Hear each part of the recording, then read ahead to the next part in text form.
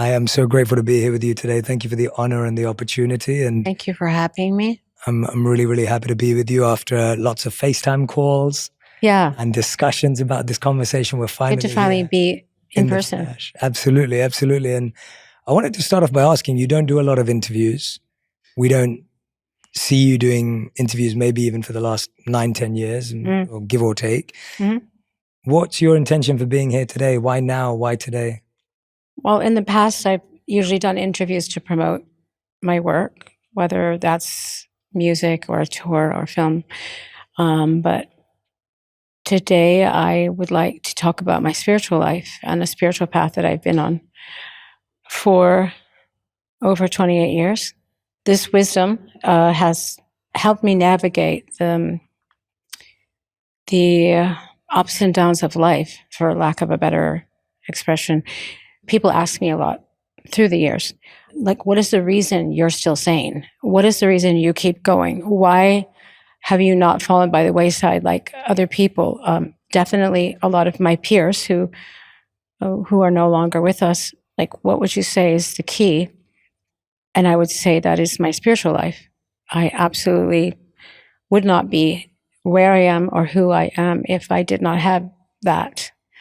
It's helped me enormously, as I said, navigate the ups and downs of life. So I feel like I would like to share that with people. So that's really the point of, I'm not here to promote a product, or I don't want anyone to buy anything. I just I want to share something with people that has pretty much saved my life. That sounds dramatic, but it's true. Yeah, it seems like it's something that's extremely meaningful to you and a deep part of your life that often I feel you don't get to share in other spaces. So even though it's been a part of your life for nearly 3 decades, maybe you haven't shared parts of it before. What would your life look like if you didn't find it? I would believe that the physical world is all there is. I would believe all the illusions. And that would be my downfall. And that is most people's downfall.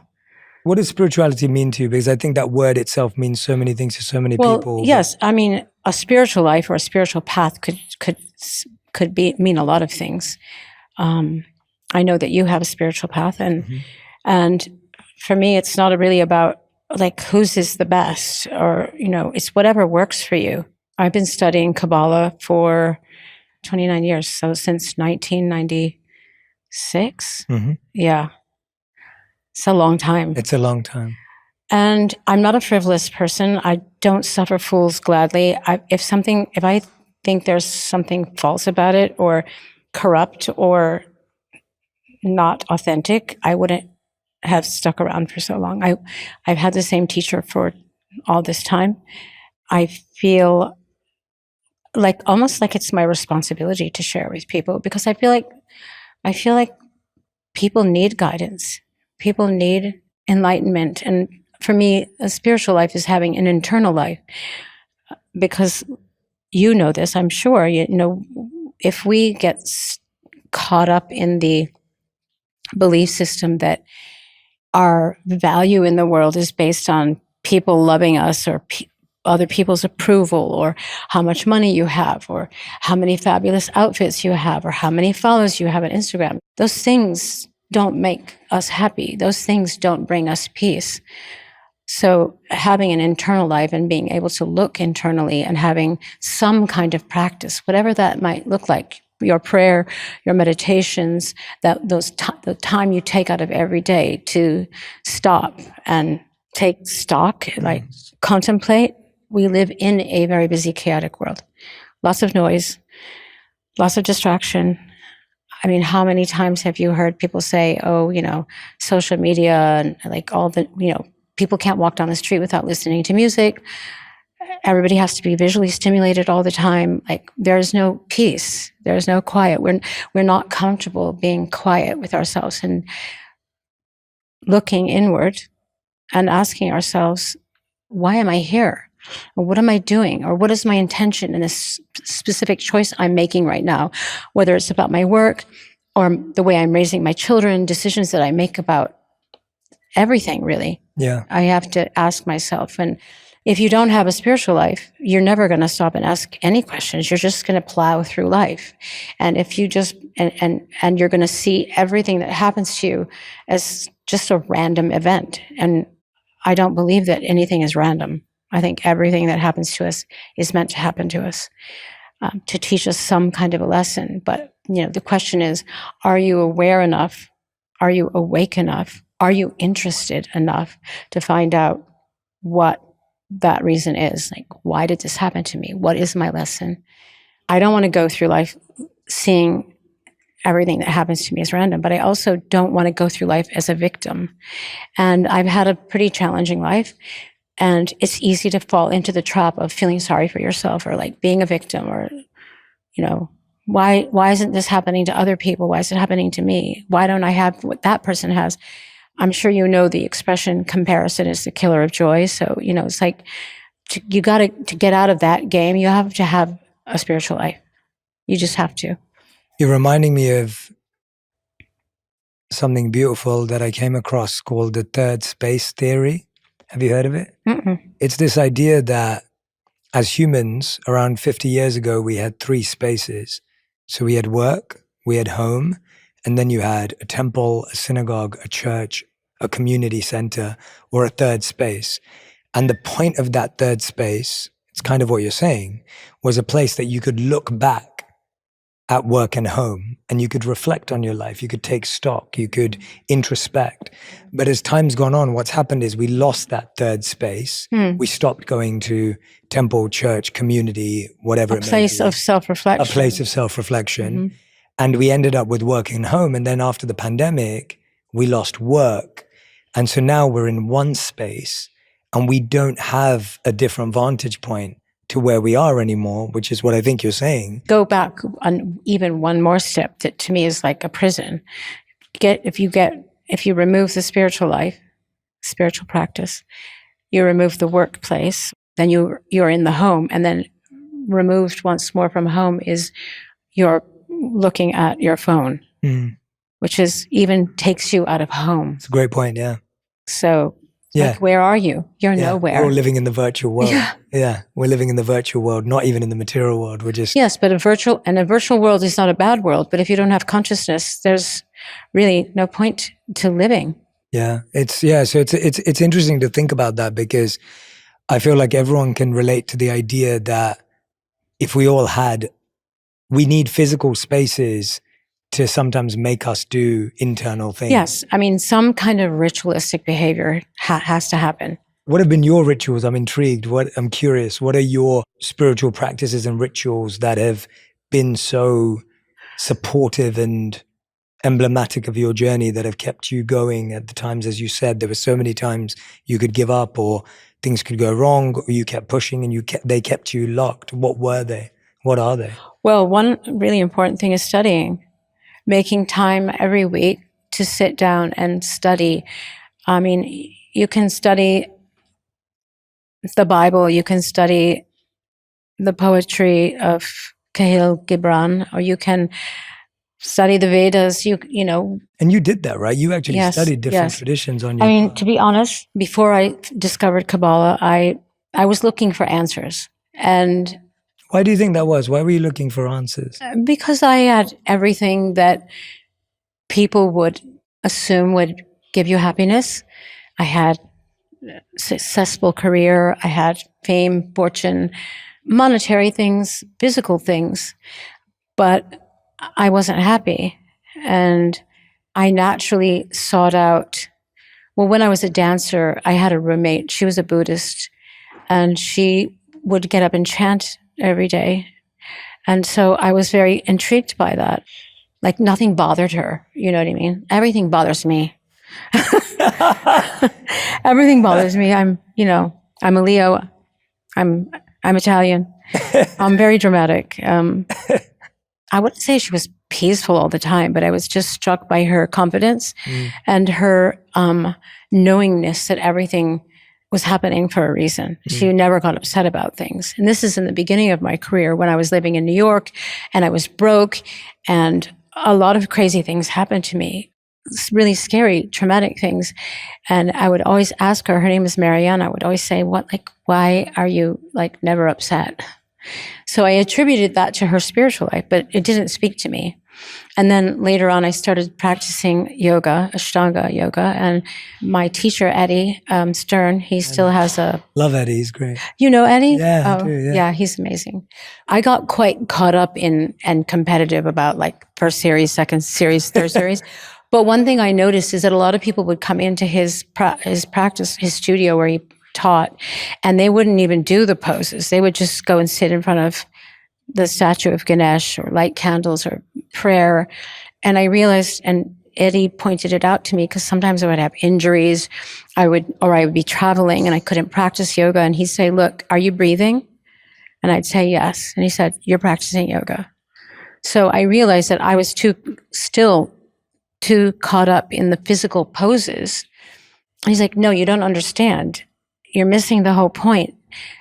The poses are just something that you do to breathe through, to calm your nervous system down, and to bring you back to your center.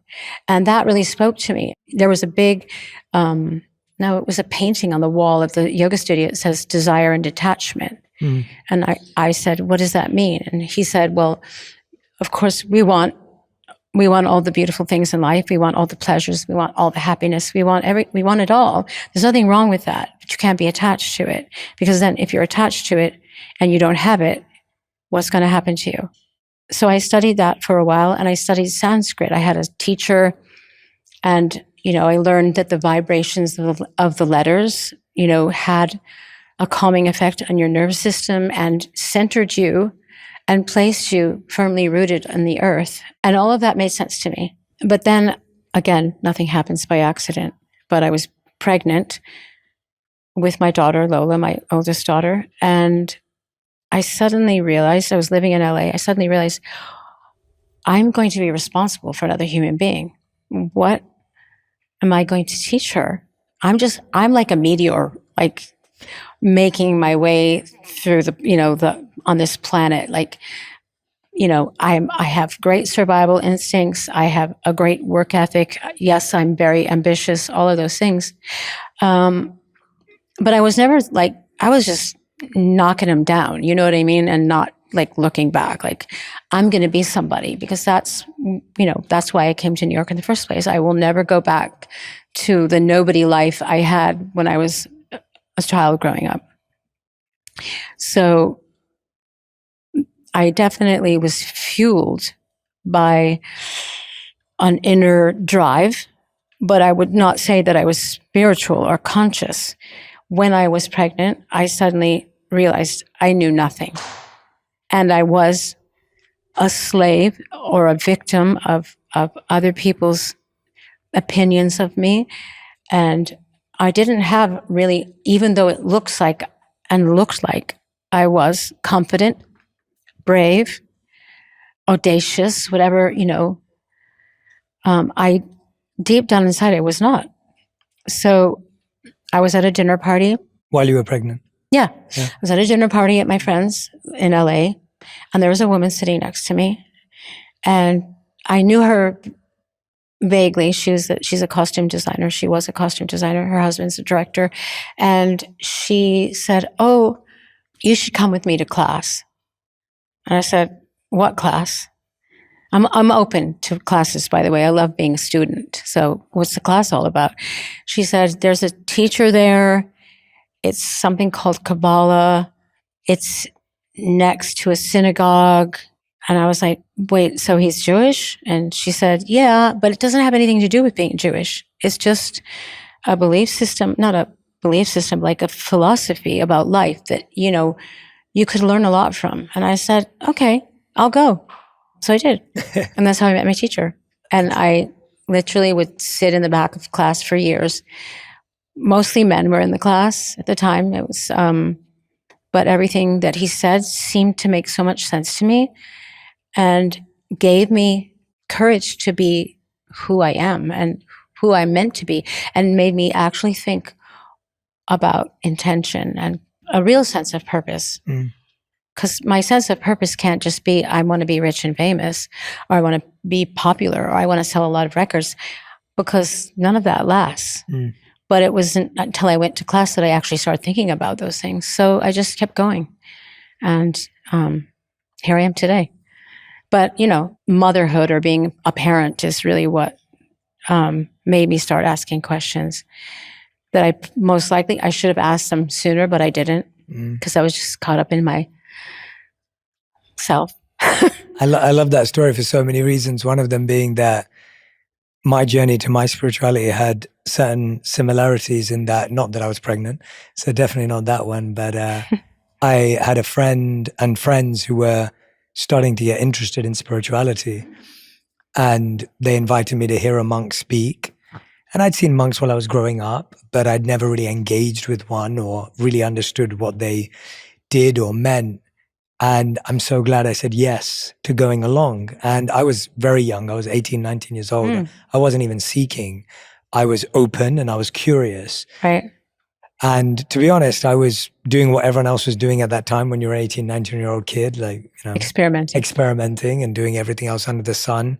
But I'm so glad I went, because now looking back, I find that after meeting the monks that I met, it gave my life a compass at a very early age that I'm so grateful for, because it changed the entire trajectory of my life. I can't imagine what I would have ended up doing in the same way as you did. And it sounds dramatic, but it's true that without the group of friends that invited me to go along and meet my teachers, who would become my future teachers, I can't imagine what life could be like. And are those teachers still your teachers? Yes, absolutely. Still since that time. So it's been nearly 20 years now. That's meaningful. Yeah, very meaningful.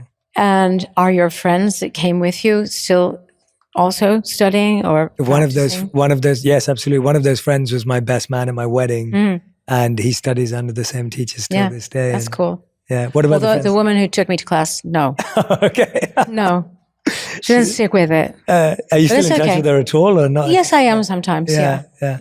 It's amazing to hear that you had this ambition and this drive to become successful, and at the same time there was this spiritual calling that was almost happening simultaneously. How did you reconcile the two when, to the external eye, they could look very opposite? How did you actually see them? Look weird, you mean?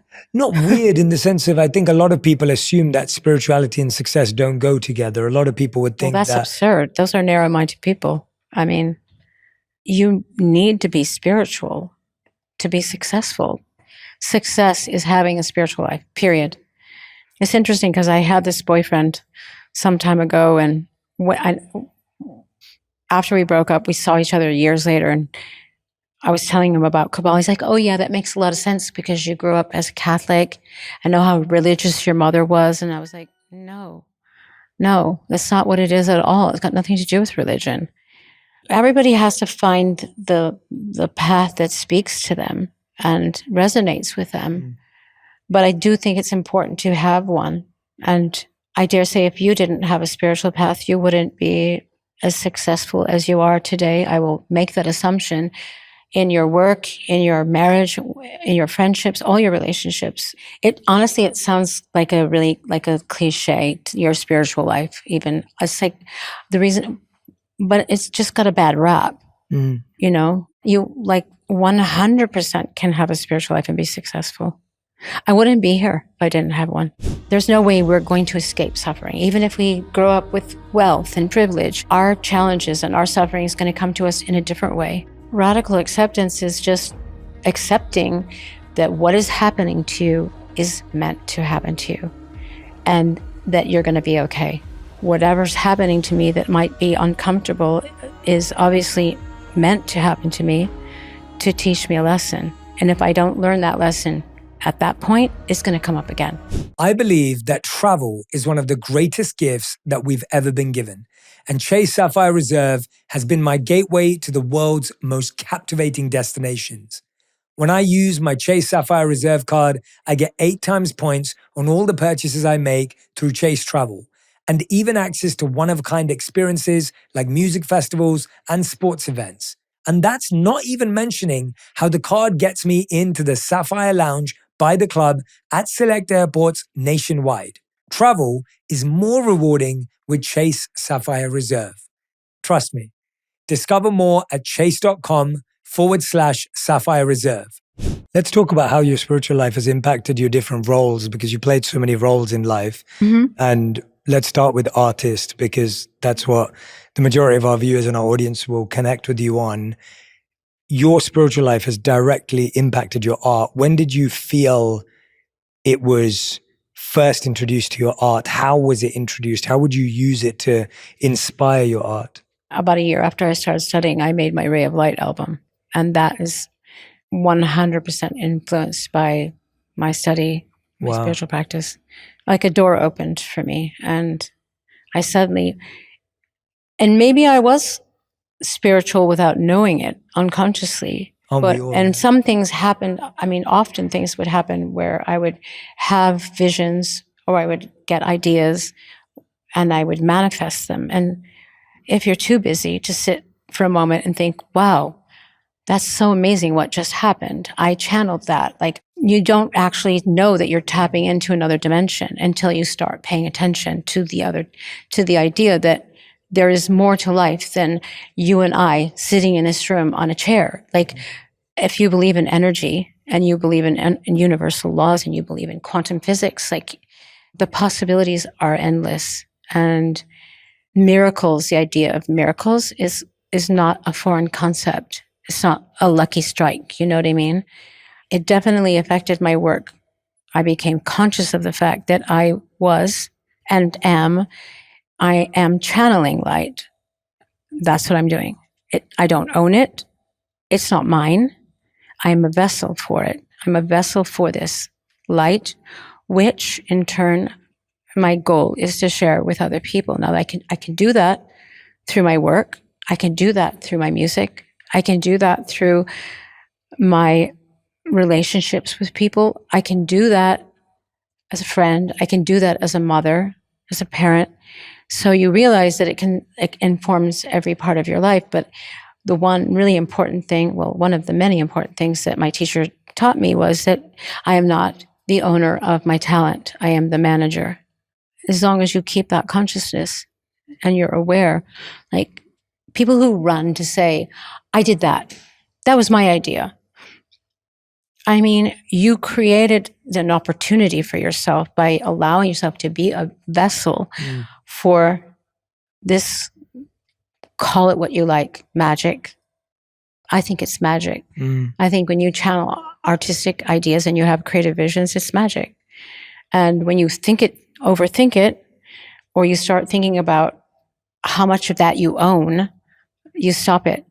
That's why I would say, this is my observation, that a lot of people have these great kind of meteoric careers and they rise up and they take the world by storm and they influence the masses and then something happens and they can't handle the light and they're not even aware of it. And it in a way, they fly too close to the light and it burns them. Yeah. That's that. I mean, and I would say that's really true about many of my peers that I had. I was lucky enough to know them, whether that's Prince or Michael Jackson or Jean-Michel Basquiat, the painter. Like these are like people who were channeling. But I also don't think they understood like the concept of their what they were channeling, and that, you know, there has to be some kind of restriction, there has to be some kind of filament, there has to be, you know, like people like to take drugs, right? Why? Because they're actually channeling light when they're, you know, tripping on acid, but it's light with no restriction, and then that's what kills you or burns you out. That was never your path to the light. Oh no, yeah, no. Thank God, because everybody was. What kept you away from it me. when everyone else was doing it? The universe, God. Honestly, people ask me that all the time because I grew up. When I came to New York, when I was broke, and I had no friends, nowhere to live, nothing really. What protected me from, I was held up at gunpoint. I was robbed. Like, I was raped. Like, all these horrendous things happened to me. But I just feel like I've always had a guardian angel. It took me a minute to figure out that how blessed I was, and that the universe was protecting me and looking out for me. Was that a realization that came after? Because I mean, when you after what? Well, when you talk about the events of, getting raped, being held at gunpoint, these are extremely traumatic, stressful. The most extreme, tragic events people could go through in their life. Mm-hmm. The realization you're sharing today, talk to me about the journey of having that experience and then getting to the realization you just mentioned, because I'm assuming it's not immediate. And no. And what was through that? Well, arc? first there's just my determination that I think I had such an unhappy childhood that whatever happened to me in New York City, I was like, whatever happens to me is better than what my life was. Wow. So I'm sticking around. I'm not going back. But you see, the worst things that happen to you are the best things that happen to you, because if my childhood hadn't been what it had been, if I hadn't lost my mother, if I hadn't had all of these challenges as a child, I would have thought of my home as a place of comfort, and I would have gone back. But I didn't, so that's what kept me going. And then, there are challenges in my career. Even though I was very successful, I went through many periods of time where the press was beating up on me. I was demonized. What kept me going? I don't know. Like I said, guardian angels. But again, I wasn't conscious of it until I was pregnant. Then I started to see, like, everything started to come into focus for me. But it's not. I make it sound like it's an easy thing. Like, studying, like, the more you know, the harder everything is. And the more enlightened you try to become, the more conscious you try to become, the more tests you have, the more, it's like, why? Like the more you know, the more you realize you don't know. And the more you aspire to be conscious, the more you feel like everyone's trying to drag you down and take you out of it and convince you that it's not true, or, the tests. Yeah. And, life is a test, let's face it. Yeah. I was thinking about, as you were saying that a bit earlier, of managing that balance between recognizing you are a manager of the light and you are not the light itself. I was thinking of this story about Marcus Aurelius, where he was followed around the Roman town square by an assistant, and the assistant's only job was to whisper in his ear, "You're just a man. You're just a man." Because people would praise him and people would shower him with accolades and compliments, and the assistant would remind him, and it said that was done so that he could always remain grounded. I can imagine for you to not fall into the trap of believing you're the light is extremely difficult when you're one of the best-selling artists of all time, when you, like you said, you name the company, there's only the Beatles, yourself, Michael Jackson, that sit in this esteemed group of individuals who've achieved incredible things. How did you hold on to that beautiful belief that you're not the light and you're a manager of the light when anyone else could easily believe they were? By continuing to have a spiritual practice, a spiritual life, by continuing to study, always pulls you back to center. Were you able to keep it up when you were on tour or when you were building your album? Absolutely. Wow. I drove everyone crazy. My manager was like, "Why can't we have shows on this night?" Or, "Why are you late?" Because I'm praying. What, you know what I mean? No. Would you people who are only focused on, absolutely pray before every show, but people who are focused on making money are definitely not focused on spiritual life. You have to have your feet in both worlds. And you literally wouldn't do a show on a day because that was your study day. Yeah. Or I would be late. Yeah. I get a lot of shit for being late. Walk me through. Honestly, it's really hard to balance being a parent, having work, having a spiritual life. You're constantly juggling. There's not a lot of time to rest. And if people don't recognize that, then they're just going to look at you in a very 1% like superficial way and go, "You're late." It's like, but you don't understand what I was doing before I became late. I want to talk about how spirituality affected your role as a mother.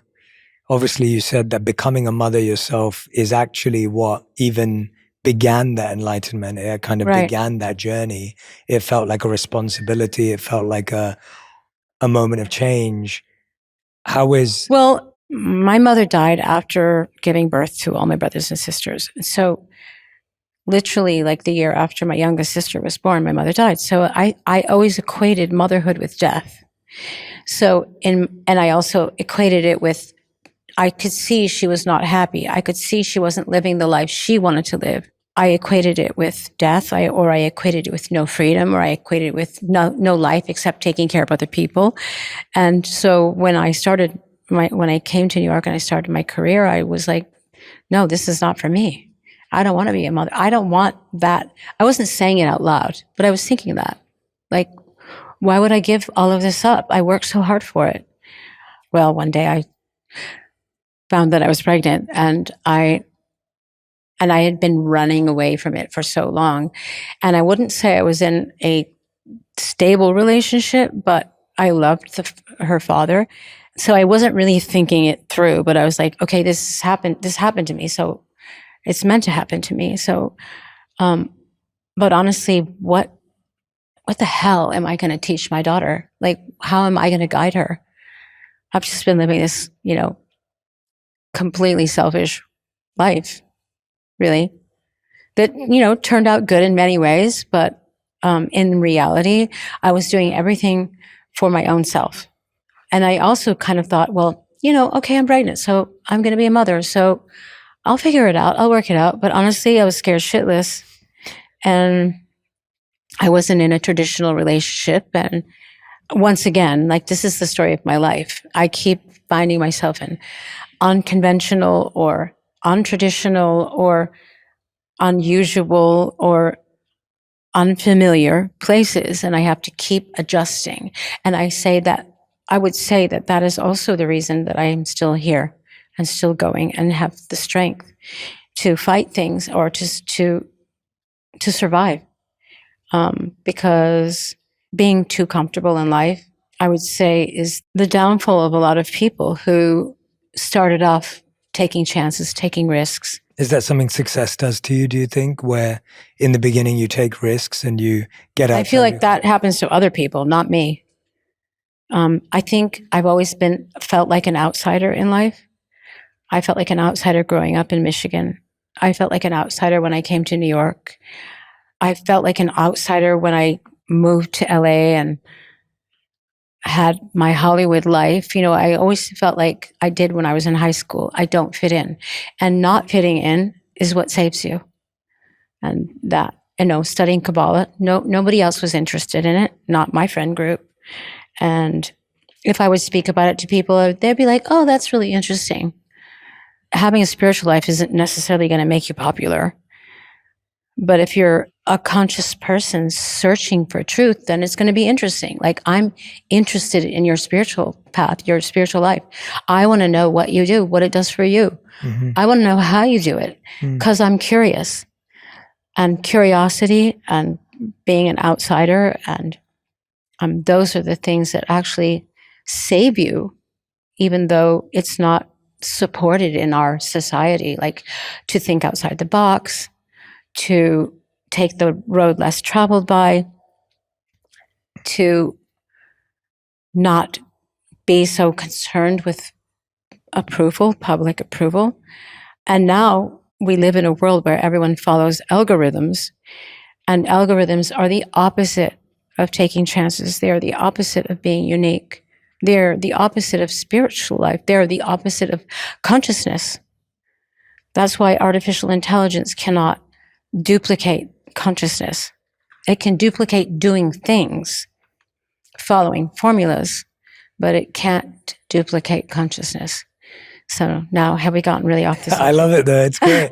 It's great to be in your stream of consciousness. And on that point, I'll get back. But I often get asked the question right now when I'm on panels of, do I ever believe that AI will have a soul? And my response is always, I just hope that the people who are building AI have a soul, because ultimately it's becoming a reflection of whatever's inside of us. But I digress. Going back to how, go on, you were going to say something. No, you're right.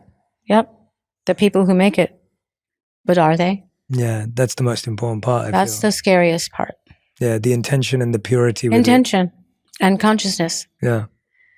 Yeah, I just repeat that like a mantra. Consciousness is everything. Consciousness is everything. But a lot of people don't even know what that is. When you became a mom and you're trying to teach your children about, I guess, I'm assuming you Kabbalah. you wanted to pass some of these teachings on. Yeah. I mean, they grew up learning it and studying or listening to me study with my teachers or listening to other people. And they would bounce back and forth between thinking it was silly or something weird that mom does, but I see that it has impacted all of them. What makes you see that? What? Because they study. Not all of them, but I feel like my children who have a spiritual life are happier than the ones who do not. Mm. But obviously they could start at any time. It could happen. I'm not, there's no coercion in spirituality. It's like, if you either it speaks to you or it doesn't. Yeah, I remember my dad was trying to get us to do things for so long, and I rejected it so hard because yes, well, that's the other thing. Children always reject their parents, the path they follow, their belief systems. They think it's stupid, and then they come back around a little bit. Totally. Yeah. Yeah. There's that famous quote that says, "The day you realize your parents were right, your kids are telling you that you're wrong." And I think it's an often common experience that people have. Yeah. How did Kabbalah impact your spiritual practice impact your role as a daughter? Because like you said, you lost your mother when you were 5. Mm-hmm. To a certain extent, I resented my father growing up because I felt like he wasn't present for us emotionally.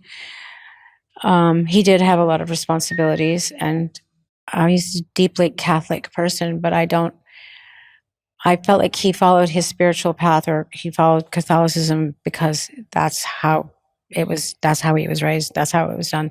When I was growing up, if I wanted to ask a question about why do we do this? Why are we genuflecting? Why are we receiving the body and blood of Christ? My father didn't have an answer. He'd just say, that's what is written. And what drew me to Kabbalah was that I could ask questions and there were answers, and questions were invited, which is the opposite of how I was brought up. So I looked at my father as kind of like a religious robot. You know what I mean? Not that he's not a good person, but I didn't want to be a robot. And especially having a spiritual life, I started to see my father as a human being and see that he was a human that made mistakes and that he did the best with what he was taught, what he was given. When those cylinders start clicking in your head, you start to have a lot more compassion, not just for your parents, but for all people who don't see life the way you see it, that you don't agree with. It brought me to a place where I could have more compassion for him. I mean, that seems like a really big gift. Yeah. To have that understanding. And I could agree. I think spiritual context creates so much compassion when you are able to zoom out and look at someone's life. Like I remember the moment I really had compassion for my dad was when I visited the home he grew up in, which was this room. I mean, I can't even compare it to this. His home was like probably just from here till here, like his entire home. And they shared a bathroom with 20, 30 neighbors, other families. Yeah. And we went outside. I was 9 years old. We're in India, and there's cockroaches around us in Pune. And there's cockroaches around his home. There's bats in the, and it's just like, and inside, and I was 9 years old, and I couldn't believe that, that's where my dad grew up. And it was almost like something clicked where I was like, I unless I saw that, I wouldn't have had that experience, because it was always easier to assume that their life. Yeah, well, that's the thing. Like I say to my kids all the time, like, you're judging me by the chapter you arrived in. Like, this is not how my life has been. And it's really hard for kids to see that. Yeah. Yeah. Going there was probably one of the best things that ever happened to me, because it's what you're saying. I was able to go to a previous chapter in someone's life. And even though my childhood, we weren't well to do, or we didn't have anything, but we didn't have a lot. Going to see that, I was like, oh gosh, my life is a million times better than this. And having that context was huge for me. I want to hear about how you were able to apply these principles in the difficulty of the big things you're talking about, because whether it's reconnecting with our parents, whether it's recovering from being raped, whether it's dealing with these challenges you've dealt with, as you said, it doesn't happen overnight. It's not easy. It is the level of study and work. But talk to me about the emotional journey of shifting from a victim to whatever you would call this on the other side, because it would be very natural for anyone to feel that way. I want to hear about the emotional journey and the spiritual journey you went on.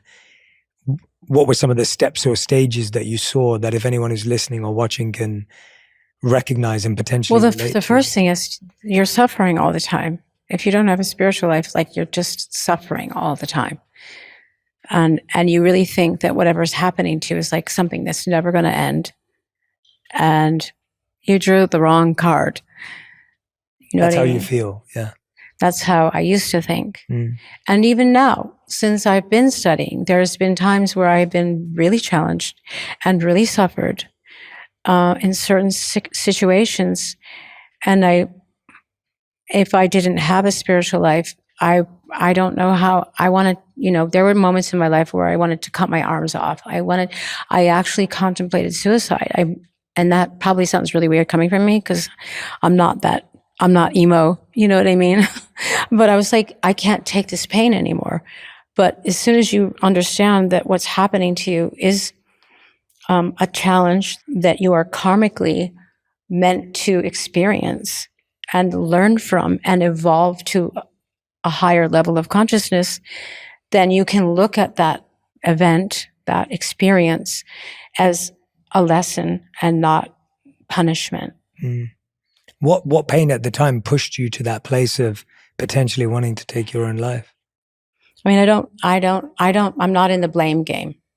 That's the thing. I used to be that way. And I used to always want to seek revenge. If somebody did me wrong. Or I would pronounce loudly, oh, well, they'll get their own karma, well, whatever, you know what I mean? And even knowing about karma doesn't mean you're a grown-up. It doesn't mean you're not being a victim. But I would say probably one of the most painful moments in my life where I honestly couldn't see the forest for the trees was when I went through a custody battle with my son. And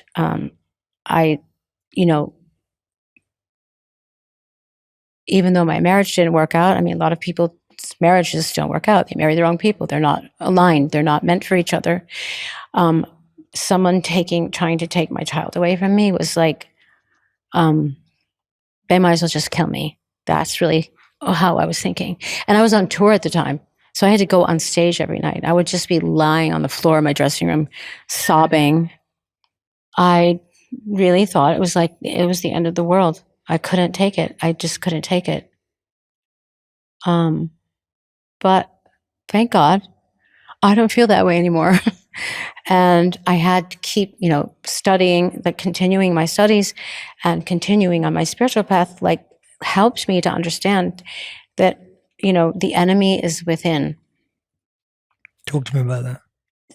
Lots of people do lots of bad things and make a lot of bad choices or make choices that cause other people pain, suffering, or chaos or whatever. But at the end of the day, I needed to learn some lessons, and I can see that with the benefit of hindsight, but I couldn't see it at the time. And also, I was abandoned as a child by my own mother, and so losing a child, it was like life repeating itself. I couldn't accept it. And so it caused me a lot of suffering, and not being able to accept things causes all of us a lot of suffering. So yes, and now, I'm happy to say that I'm really good friends with my son. But I couldn't see it then. I really thought it was the end of the world. So, thank God I had a spiritual life. Was the lesson radical acceptance? Yeah, exactly. It took me a long time, actually, several years. Radical acceptance is just accepting that what is happening to you is meant to happen to you and that you're going to be okay. I mean, it's not an instant thing. There's no such thing as an instant thing. There's no way we're going to escape suffering, even if we grow up with wealth and privilege and, we didn't grow up in a small room. Our challenges and our suffering is going to come to us in a different way. I can give you another example of radical acceptance, and that is, and this is something that my teacher shared with me about a year and a half ago. I was rehearsing for my tour, and I got a bacterial infection, and 1 minute I was alive and dancing around, and the next minute I was in the ICU unit of a hospital, and I woke up from being unconscious for 4 days. I got out of the hospital. They took me off of, the ventilator. I started to breathe on my own, and I had something. It's called sepsis, and it's like it can kill you. Yeah, that's really bad. Yeah. And everybody recovers at a different rate. And so, I've always seen myself as Superwoman. So I was like, oh, I'm gonna kick this. I'm gonna be good. I'm getting back into rehearsals, and I had no strength. I had no energy. I couldn't get out of bed, and I didn't know when it was going to end. And I used to talk to my teacher all the time, and he's like, the sooner you accept what's happening to you and that you don't know when it's going to end, the sooner it's going to end. That made so much sense to me. And of course it did. But I mean, I've heard some people never recover from it completely, never recover and have their full health again. So again, it's the same idea, same concept. If you sit around feeling sorry for yourself, woe is me, or poor me, or this is I don't accept it. I will not accept it. Well, then you're just going to be swimming in suffering. You're reminding me of something I read in it's not a spiritual book, but it has a similar message. It's called Culture Code by Daniel Coyle. And he talks in this book about how when soldiers were out at war, a lot of them wanted to believe they'd be back by Christmas. And there were the others that accepted that they had no idea when they were going to get home. And he talks about how that those who accepted that they had no idea when they were going to get home were actually happier and were able to endure what they were going through a lot easier than those who hoped they'd get back on Christmas and then didn't. Yes, it's like the Viktor Frankl book. Yes, Man's Search for Meaning. Yeah, exactly. And it's when I hear it from those really extreme scenarios, you're like, wow, if Viktor Frankl can think that, in the experience that he had, you go, okay, well, and Edith Eger with The Gift, and you go, wow, if you can have that experience there, then there must be some truth to that, because how could you accept that when you were going through the worst? Yeah, it's really, really tough. Going back to your experience of that, what would you say, because you mentioned karma there, and this idea of choices we make and lessons we need to learn, and karma almost being this experience of learning the lessons. How do you see karma? How do you define karma from your learnings and studies? And let's start there, and then I'll ask the second question after that. My personal understanding is that our souls choose the lives that we are born into, the circumstances we are born into, that our souls are perfect, but then we're born into a life which is one challenge after the next, and that our journey is to navigate and to see that each challenge that happens to us is our karmic destiny. It's energy. It's the law of, it's quantum physics. It's cause and effect. Whatever's happening to me that might be uncomfortable is obviously meant to happen to me to teach me a lesson. And if I don't learn that lesson at that point, it's gonna come up again. and again and again until I learn it and accept that it's a lesson, not a punishment. So that's how you get out of victim mentality also. What was the lesson that kept repeating for you and took you a bit longer than you would have liked to learn? What was the one that kept showing up? Betrayal or abandonment. Sometimes they go hand in hand. But it really kept me, like I saw a lot of people, or I felt and experienced that I was constantly being either abandoned or betrayed. So that kept me in a state, sometimes often like feeling sorry for myself, stuck in a place of blaming others and not taking responsibilities for, well, how did I bring this upon myself? Or why, asking the question, well, why is this happening to me over and over again? Obviously, I need to learn something. I think everybody, if they think about it, like, what is the thing that always comes back to you? Or like, for everybody, it's something different, obviously. I think the abandonment thing was the greatest lesson that it could teach me, that I could stop being destroyed by it or paralyzed by it, was to think of all, like, how am I not showing up for other people? How am I abandoning other people? How am I abandoning myself? How long have I been not listening to myself, my inner truth, my inner voice? Yes, and we all say goodbye to our inner selves at some point or another until something wakes us up. Push has to come to shove for everybody. There's just no way to escape it. So that's something that, as a concept, that you have to get your head around. There's no running away from being tested. There's no running away from experiencing pain, suffering, whether it's physical or emotional.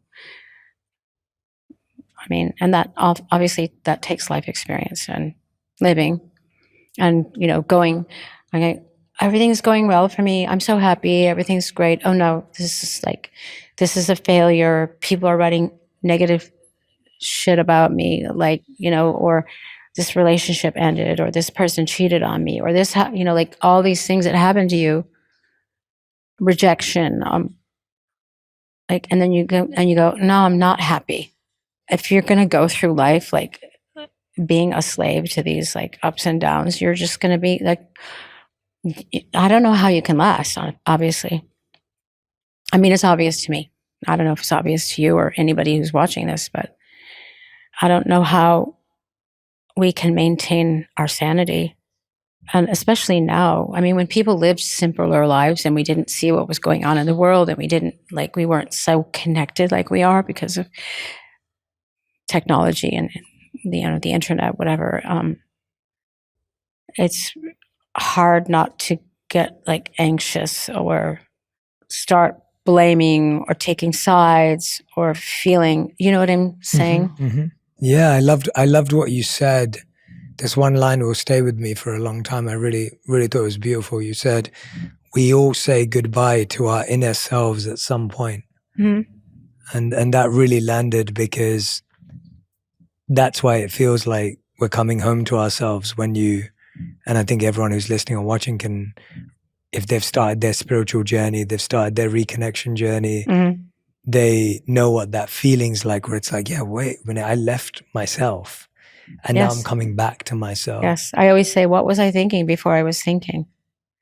Right. I don't even know. So I was just thinking about myself. But ironically and paradoxically, when you're just thinking about yourself and consumed with yourself, you're actually not connected to yourself at all.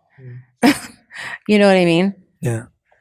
So how does it change now when you go through betrayal or you go through rejection or any of those things that you talked about? How do you process it differently now with your spiritual practices than you did before? What's the different experience you have of it? Well, I spend less time feeling sorry for myself, being a victim, blaming, and more time thinking, okay, why did this happen to me? What's the lesson? I mean, I go to that sooner than I did before. What's the difference between self-blame and accountability? because I feel a lot of people fall into the trap of now you don't go and blame other people, but you blame yourself and you go, oh, I messed up. I should have chosen right. I should have done this. Okay, well, self-reflection and acknowledging and being accountable for your behavior is not the same as feeling guilty. That feeling guilty is just you're consumed with your ego. Shaming yourself. Yeah. So you're not going to get anywhere with that. That just stops any kind of growth from happening. It's pretty amazing to say that you can speed up to that point of asking yourself that question of what can I learn from this? I mean, that's the ultimate question. And yeah. And believe me, it's not something that stays with me all the time. It's like sometimes I forget and I'm like, oh, I'm doing it again. I'm doing it again. I'm falling back into a familiar pattern.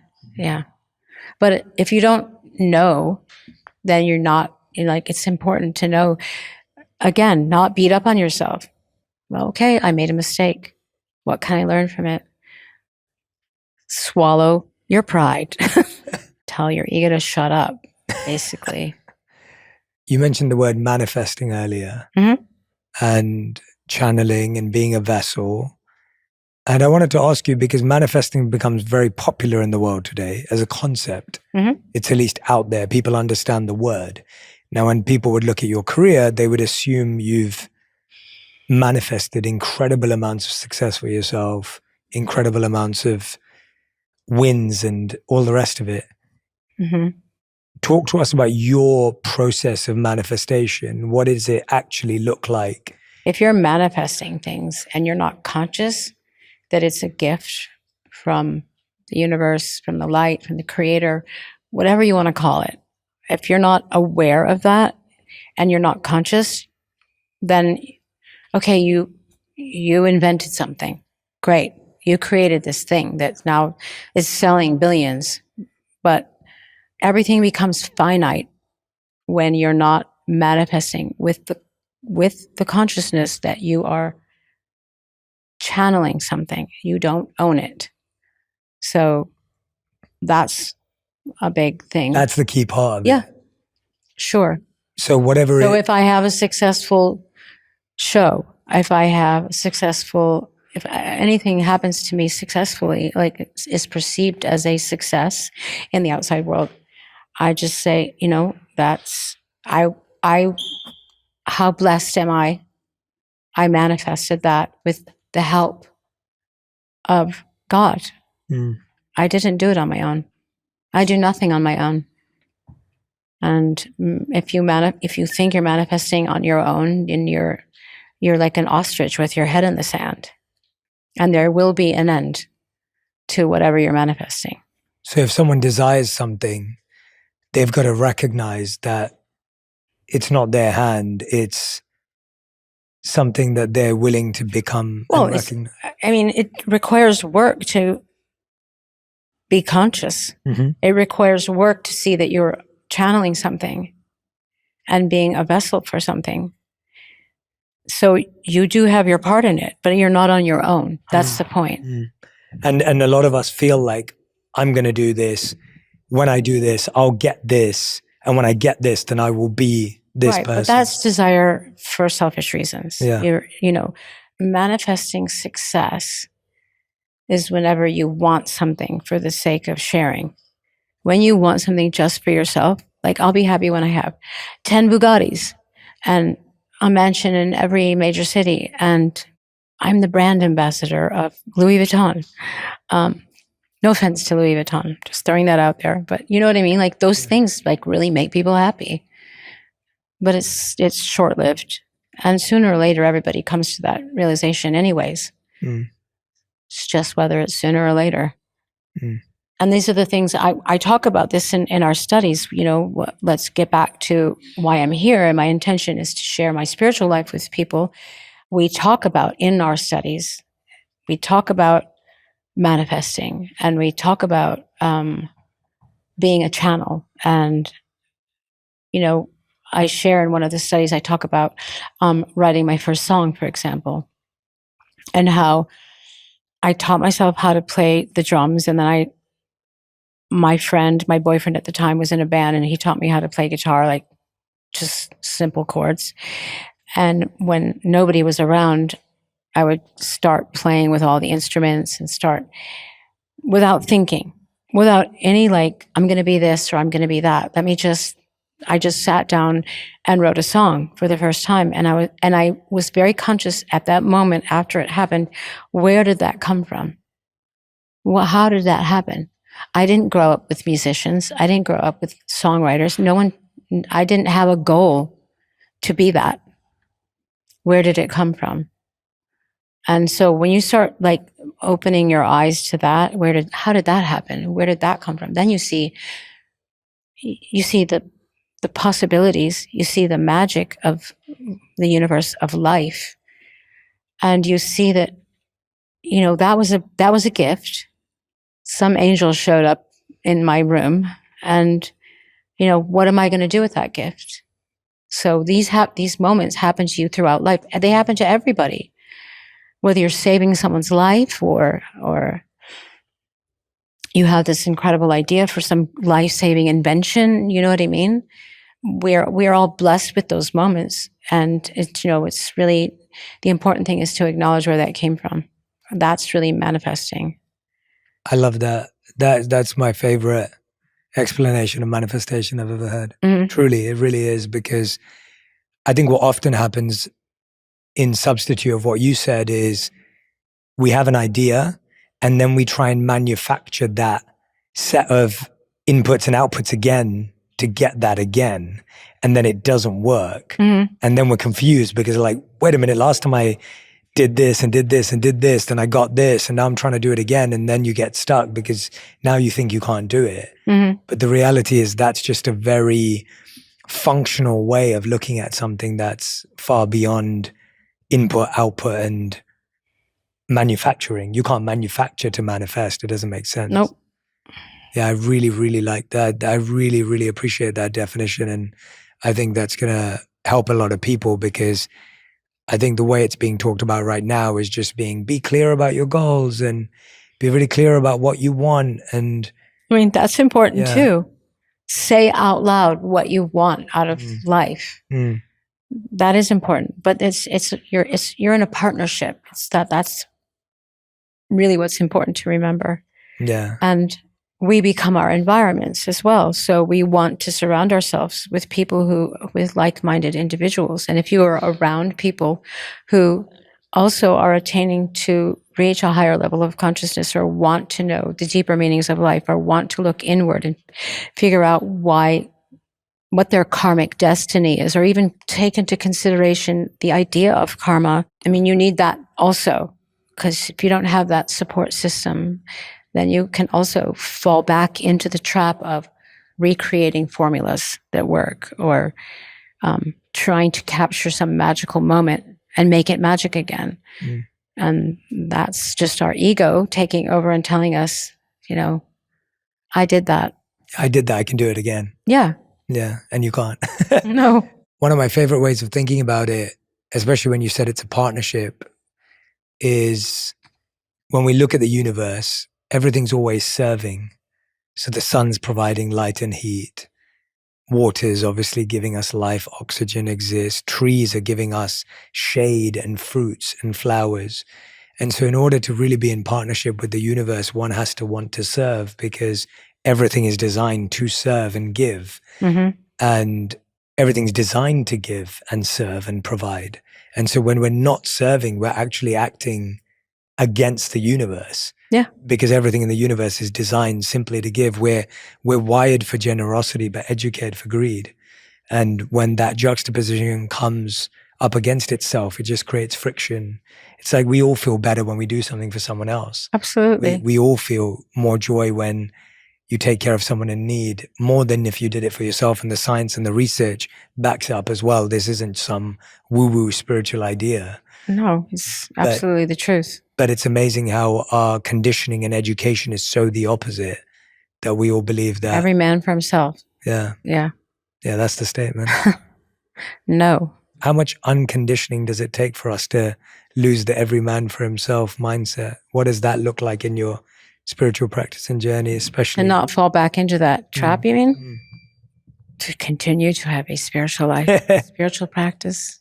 To study. I love how simple it is. To stop whether every day, once a week. If people don't have some kind of ritualistic moment in their life. Like I said, whether it's every day or a few times a week, that like, what's going to stop you? Mm. You know what I mean? You have to have that moment where you're thinking about what you've done, thinking about what you'd like to do, thinking about what, have I capitalized on the opportunities that have come my way, not monetarily, spiritually. Like, what did I do to help someone? What have I done for others? That's really the only way you can be successful in life. What were you trying to channel when you were creating in your music, and what were you trying to do to help people? Well, in the beginning, I just wanted to be somebody. Right.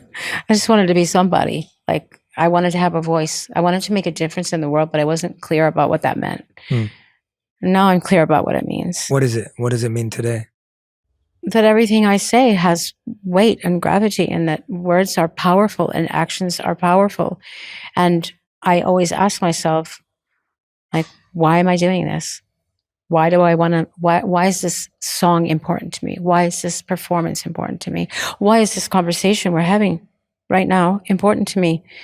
That's really the difference. It's like having intention and consciousness. We're really like, I'm repeating myself over and over again. I can't think of other words that capture that, but self-awareness doesn't really do it, because self-awareness kind of implies like selfishness. You know what I mean? A day at the spa. Not that that's not something to be enjoyed. I could use a day at the spa right now. Yeah. Sure. My roof has been leaking for a month. Yeah. I want to go to the spa. That's okay. But that's not going to bring me lasting happiness. Well, I think that's the reality of it, right? Like when you look at your experience, everyone's experience is this paradox where it's like you have the highest highs, the lowest lows. You have a life that, of course, you need everyday self-care, but there's also what is lasting happiness and these bigger questions. Mm-hmm. We all live in this world, but we're not of this world. It's almost like everything that it makes more sense to recognize it's both and, as opposed to either or. Well, you have to live in the paradox. Yeah. It's like the greatest amount of light is where there's darkness, and you can reveal the most amount of light. When you're in a dark room, you turn on the light. When you're in a room that's already light, there's no effort made. So should we look for darkness? You know what I mean? Should we? But no, but when we're in that space where we're feeling dark, where we're feeling an absence of light, an absence of hope, an absence of inspiration, of vision, then those are the moments, the challenging moments where you have to say to yourself, this is my opportunity to bring light to a dark place. Spiritual wisdom is not helpful when everything's going your way. It's helpful when you're challenged.